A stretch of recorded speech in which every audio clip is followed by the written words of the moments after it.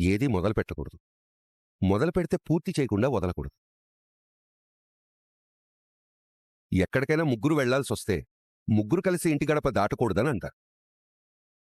మీకోసం నేను కారులో వెయిట్ చేస్తూ ఉంటాను. దశరథ, త్వరగా రండిరా. కోసం మామయ్య గారిని వెయిట్ చేయించడం నాకు ఇష్టం లేదండి. నాన్న వెయిట్ చేస్తాను అన్నాడంటే అర్థం మనిద్దరినీ రమ్మని.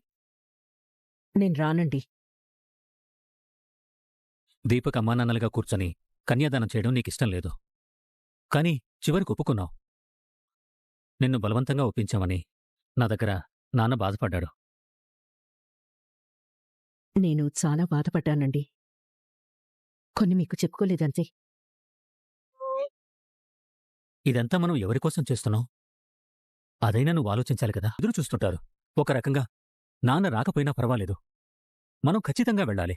ఎందుకంటే దీపకి అమ్మానాన్నల స్థానంలో మనమేగా ఉంది. అది నిన్నటితో అయిపోయిందండి. నా పేరు సుమిత్ర. నేను దశరథ్ గారి భార్యని. నాకొక్కతే కూతురు, పేరు జ్యోత్స్న. నేను ఏ అనాథని దత్తత తీసుకోలేదు. ఎవరూ దారిన పోయేవాళ్ళకి ఉదారంగా మాతృవాత్సల్యాన్ని కూడా పంచలేను. సరే సుమిత్ర, నీ అంతరంగం నాకర్థమైంది. కాని నా బాధ్యత కూడా నువ్వు అర్థం చేసుకోవాలి. నేను పేరుకి దశరథే కాని తండ్రి మాట వినడంలో రాముణ్ణి. నా తండ్రి గీసిన గీత నేను ఏనాడూ దాటలేదు. ఇప్పుడు కూడా ఆయన మాటే నా మాట.